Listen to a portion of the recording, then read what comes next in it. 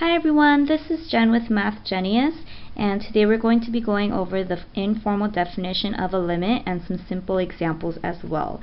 So first off, this is how we write it, and how you read it is the limit of f of x as x approaches c is equal to L. And what that basically means is that my graph f of x is going to approach some y value L as x approaches c.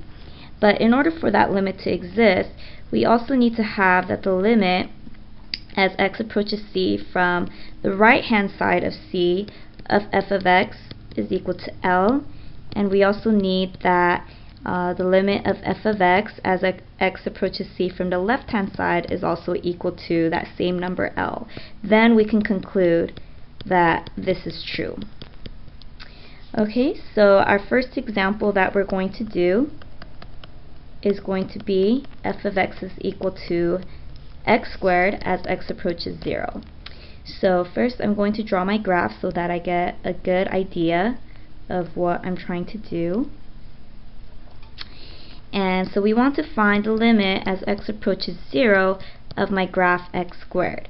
So first I need to find a limit as x approaches 0 from the right hand side of x squared, and I also need to find a limit as x approaches 0 from the left hand side of x squared.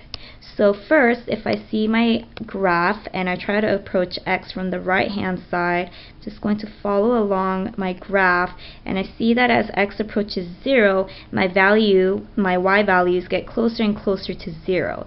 So I know that my limit as x approaches 0 from the right hand side of x squared is going to be 0. Similarly, from the left hand side, I'm coming down, getting closer to x equals 0, and I see that my y value is also getting closer to 0 again. So the limit of x squared as x approaches 0 from the left hand side is also 0. And since these limits are the same, I can conclude that this limit as x approaches 0 from both the right and left hand side is equal to 0. And so now for another example, I have f of x is equal to 1 over x. So let's try to find this value as x approaches 0. So first I want to draw my graph, and as you can see, I can never have 0 as my x value, because that would make my graph undefined. So that means that my x-axis is going to be an asymptote. Similarly, no matter what x value I plug in for my f of x, I'm never going to get 0 for a y value. So that's not part of our range. So that means that the y-axis is also an asymptote. And how you draw 1 over x is just like that. And if you're watching this video, I'm guessing that you know how to draw 1 over x. So I'm not going to go over that. So now I want to find a limit as x approaches 0 of 1 over x. So first I want to find the limit as it approaches from the right side, and I also want to find a limit as it approaches from the left side.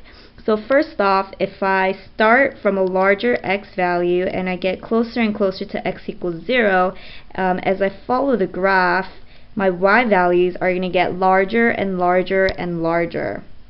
So it's just going to become infinite. So that means that the limit of 1 over x as x approaches 0 from the right hand side is going to be infinity. And similarly, if I start from the higher negative values and I try to go closer to x equals 0 and I follow along my graph, these numbers are going to tend to negative infinity, because it's just going to keep going straight down. So since these are not equal to each other, I have that infinity is not equal to negative infinity.